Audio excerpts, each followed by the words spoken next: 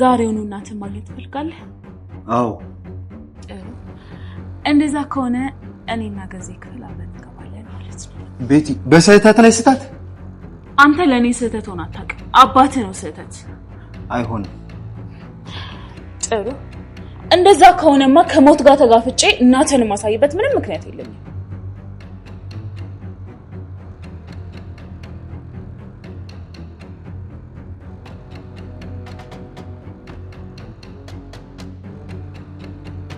እሺ ና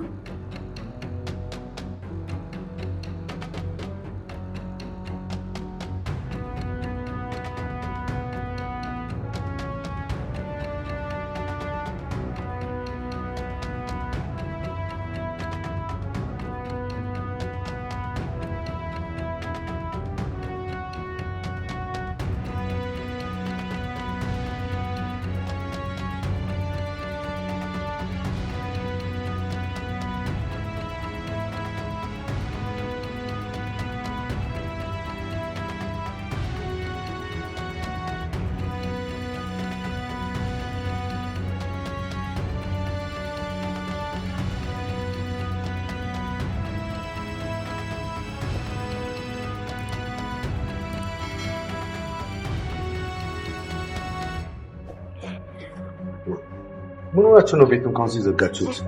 እንዴት ማለት እንዴት ያምሻል ለቱት? አይ ምን ሆነሻል? እስኪ አንድ ዛሬ መሰራበት ወሳኝ ፋይል ረስቼ ነው የምትመስሉት። ግን አሞሻል ምን ሆነሻል?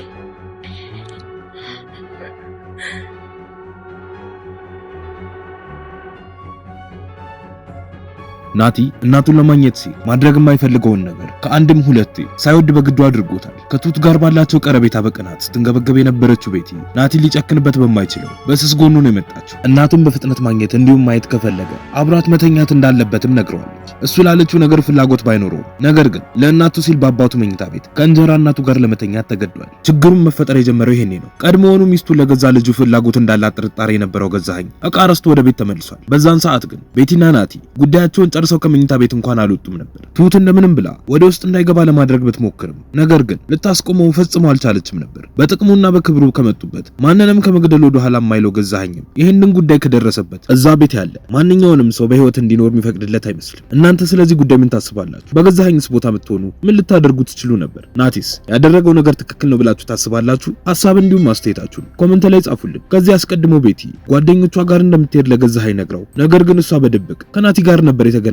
ሰዓቱ መሽቶ ሲገፋም በነገሩ ግራ የተጋባው ገዛኸኝም ከመኝታ ቤት ወጥቶ ሳሎን ለብቻው ይቀበጣል። ትንሽ አሰብ ካደረገ በኋላ ትሁትን ይጠራታና ስትመጣለት እስካሁን ድረስ ቤት ያልመጣችም ብሎ ይጠይቃታል። ትሁትም አንገቷን ደፍታ አዎ አልመጣችም፣ ሰዓቱ በጣም መሽቷል፣ ግን ከመጣች ከፍትላታለሁ ብዬ እኔም አልተኛውም ብላ ትለዋለች። ገዛኸኝም በንዴት ጭራሽ ደጅ ማድር ጀመረች አይደለ ወይኔ ገዛኸኝ ብሎ በንዴት ተነስቶ ወደ መኝታ ቤቱ ይሄዳል። ስለ ነገሮች አስቀድሞ የሚያስበው ገዛኸኝ ለናቲ ስለ እናቱ መሞት በድጋሚ ሲነገረው መጥቶ እንደሚፈትሽ እርግጠኛም ስለነበረ ዓለምን ከነበረችበት ክፍል አውጥቶ የራሳቸው መኝታ ቤት ነበር የደበቃት። ቀጥሎ ጠፍንጎ ያሰሩትን እጇንና አፏን ፈቶላት አልጋው ላይ ተቀምጦ መጠጡን ቀርቶ በብስጭት መጠጣት ይጀምራል። በመሃልም ብድግ ብሎ ክፍሉን ለቆ ይወጣል። ይህን እድል ያገኘችው ዓለምም በፍጥነት ከነበረችበት ተነስታ እየጠጣው የነበረው መጠጥ ውስጥ መድኃኒት ጨምራ በፍጥነት ወደ ቦታዋ ትመልሳለች። እሱም ብዙም ሳይቆይ ይመለስና መጠጡን አንስቶ መጠጣቱን ይቀጥላል። ነገር ግን ብዙም ሳይቆይ አልጋው ላይ በጀርባው ተንጋሎ ይተኛል። ዓለምም ተነስታ ወደ ትሁት ክፍል ትሄዳለች። ትሁት ያየችውን ነገር በፍጹም ማመን አልቻለችም። ተቃቅፈውም ናፍቆታቸውን ከተወጡ በኋላ ምን ተፈጥሮ እንደነበረ ትጠይቃታለች። ዓለምም ቀጥላ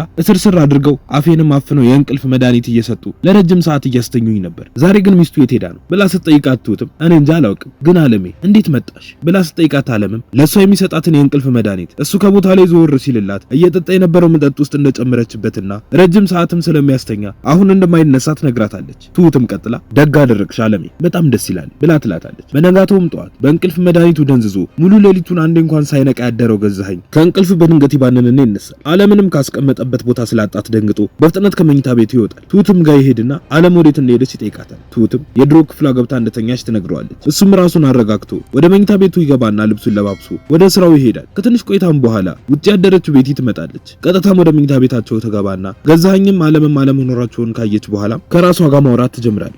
በእኔ ምክንያት ተናዱ ለቀቃት ማለት ነው ብላ በፍጥነት ወደ ማዕድ ቤት ትሄድና ከትሁት ጋር ማውራት ትጀምራለች። ቤቲም ገዛኸኝ ምን እንዳለ መቆጣት አለመቆጣቱን ካጣራች በኋላ ዓለምም ወዴት እንደወሰዳት ትጠይቃታለች። ትሁትም ድሮ የነበረችበት ክፍል ውስጥ ተመልሳ እንደገባች ትነግራታለች። ቤቲም ቀጥላ ትሁትን ለማስቀናት እየሞከረች ለናቴ እናቱ መኖር ነገርኩ እና ማታም በጣም ጥሩ ጊዜ አሳለፍን፣ እንደ ወጣትም እየተዝናናን አምሽተን አብረን ያደር ነው እንግዲህ ይቅርታ ትሁት ብላ ተሳልቃባት ጥላት ትሄዳለች። ከሰዓታት በኋላ ትሁት ከቤት ወጥታ ወደ አባዬ ጋር ትሄድና ስለተፈጠረው ነገር ገዛኸኝ ከልጇ ወይም ከነሱ አስመርጧት ልጇን እንደመረጠች ነገር ግን ዓለምም ልጇን በጣም እንዳሳዘኗት ትነግረዋለች። አባዬም ቀጥሎ ትሁት በቃ የዚህን ያክል አትጨነቂ፣ እኔ እንደምንም አንድ መፍትሄ ለመፍጠር ሞክራለሁ። አንቺንም ሴትዮዋንም ሳይጎዳ እንዴት አድርጌ ከዛ ቤት እንደማስወጣችሁ አስብበታለሁ። አንድ እቅድ አለኝ፣ አሁን አልነግርሽም፣ ግን እሱ ከተሳካ ጥሩ ተስፋ ይኖረናል ብሎ ይላታል። በዛን ሰዓት ቤቲ እቤት ውስጥ ለብቻዋ ተቀምጣ ስልኳን እየነካካች ነበር። ገዛኸኝም ከስራ ተመልሶ ይመጣና እንዳገኛት በንዴት በጥፊ ያጮላታል። ቀጥሎም ምንድነው የሰራሽው? ባለትዳር መሆንሽን ረሳሽው ብሎ ሲላት ቤቲም ባካ 10 ጊዜ ባለትዳር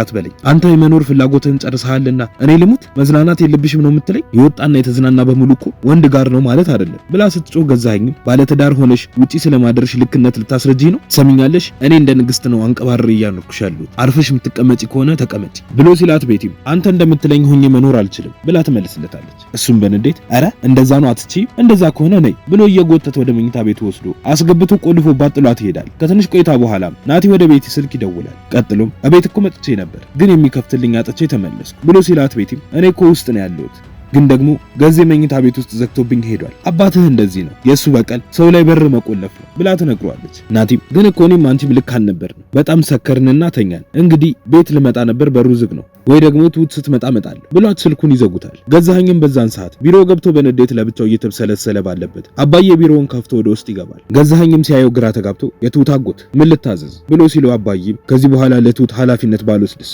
ብሎ ይለዋል። ገዛኸኝም ምን ችግር አለው? ምንም ሆነ ምን ጊዜዋን ጨርሳ ትወጣለች። ትሁት አልተመቻትም እንዴ? የነገረችክ ነገር አለ ብሎ ሲጠይቀው አባዬም እኔ ጸብ አልወድም፣ ሰላማዊ ሰው ነኝ። በቃ አሁን ትሁት ወደ ሀገሯ መሄድ ትፈልጋለች፣ ልጇም ናፍቃታለች ብሎ ይለዋል። ገዛኸኝም እኔ እዚህ ብዙ ስራ አለብኝ፣ እንደምታየው ብዙ ኃላፊነት አለብኝ። ስለ ምግብና ስለ ጽዳት ማሰብ አልፈልግም። ለ2 ዓመት ተፈራረም የማስገባውም ለዛ ነው። መፈለግ አለመፈለጓን እኔን አያገባኝም፣ ህግ ነው ብሎ ሲለው አባዬም ባንጣላ መልካም ነበር፣ ሁለታችንም ትልልቅ ሰዎች ነን። እኔም ሰው ማስቀየም አልወድም፣ ነገር ግን እመነኝ እኔም ካንተ ባልተናነሰ መልኩ ጎዳሃለሁ። እቤትህ ውስጥ ትልቅ ቦምብ እንዳለ ነው የተረዳሁት። እሷ ከወጣች ደግሞ ይፈነዳል። ለማንኛውም ጠንቀቅ በል። አንዳንዴም የበዛ የራስ መተማመን ጥሩ አይደለም ብሎ ጥሎት ይወጣል። በዛን ሰዓት ትሁት ቤቱን እያስተካከለች ባለችበት ናቲ ይመጣና ትሁት አንቺ ግን በጣም ከባድ ሰው ነሽ፣ እኔ ግን አሁን ደህና ሆኛለሁ ብሎ ሲላት ትሁትም እንኳን ደህና ሆንክ፣ አዳር እንዴት ነበር ብላ ትጠይቀዋለች። ናቲም ጥሩ ነበር፣ ልጅሽ እንዴት ናት? እንደዚህ አይነት ሰው ግን አትመስይኝም ነበር፣ በጣም ብዙ ነገር ዋሽተሽኛል፣ ስለ እናቴ ስለ ልጅሽም ዋሽተሽኛል ብሎ ሲላት ትሁትም እኔ ስለ ልጄ ስለደበቅኩ አንተ ደግሞ ከአባት ሚስት ጋር ተኛክ፣ ለማንኛውም ተወኝ እሺ ብላ ጥላው ትሄዳለች። የዛኑ ቀን ማታም ገዛኸኝ ትሁትን ይጠራትና ከዚህ ቤት የማያስወጣት እሷ ያየችው ያወቀችው ነገር አደገኛ ስለሆነና